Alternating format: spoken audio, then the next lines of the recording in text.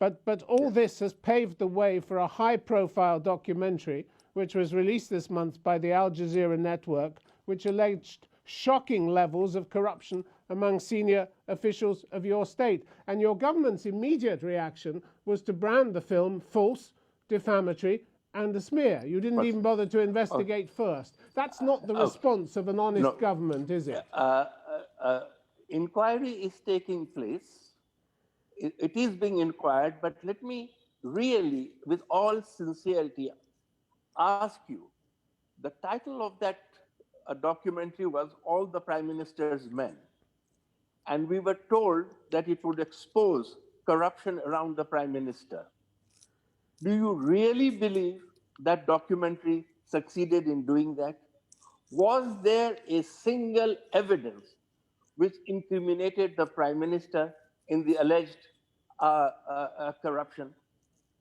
I mean, this is where I think, as sensible academics and journalists, we should stand back and ask ourselves, what was the evidence given to incriminate the Prime Minister's involvement? And yet, this whole documentary was built as to show how corrupt the regime is. Dr. Rizvi, Yes, Dr. Rizvi, yes, looking at the film, which was produced by Al Jazeera, here was a television team that was able to locate two high-level fugitives from justice, convicted of murder, whose elder brother just happens to be your serving chief of the army, General Aziz Ahmed. Apparently, your own law enforcement couldn't find his brothers who were on the run, but they did. That's pretty embarrassing for you, isn't it? Certainly it is. But on the other hand, again, I'm not going to be defending everything, but the way you are putting the question to me, I feel almost it is necessary. Should a person be judged guilty because of the guilt of his brothers? I think this is a question we need to ask. Now, if the brother has helped his, if the brother in the armed force has helped his brothers to evade justice, to avoid or further his criminal activities, this accusation would be extremely valid. What happened was long before this gentleman became the army chief. All right. Well, let's just look at some of the details which came out in the film about the General Ahmed's brothers.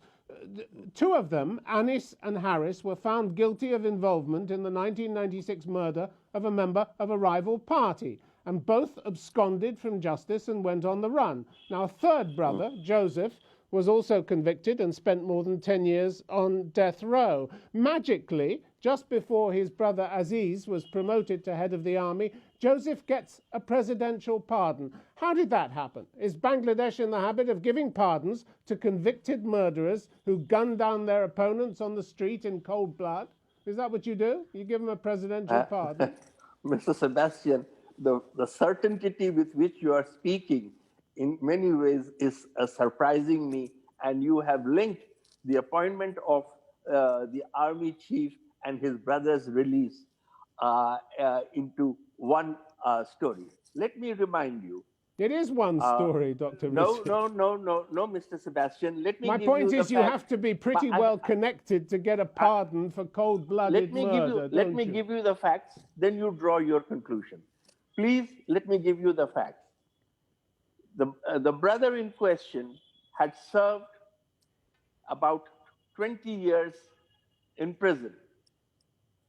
There is a law in the country that after serving a certain amount of years, you may be given parole or clemency by the president. Now, all this happened long before, months and months before. Even the vacancy to which the brother was appointed as chief arose. It happened completely separately. This man has served 35 years plus in the armed forces, worked his way up with a fairly clean record.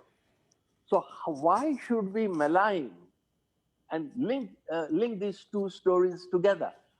I would like you to look at the time. I would like you to look at the timeline of the two events. These are 6 months apart.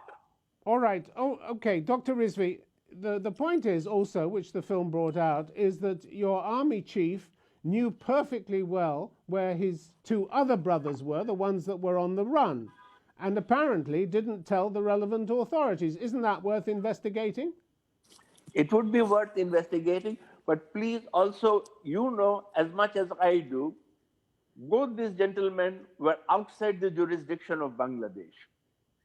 And yes, if this information had been available, we would have tried to have extradited them, and provided we had an extradition treaty with these two countries. In fact, in many cases, we have done. And there is no reason to believe that we would not have done. And you are quite right that if this information had been available to the government would have taken action.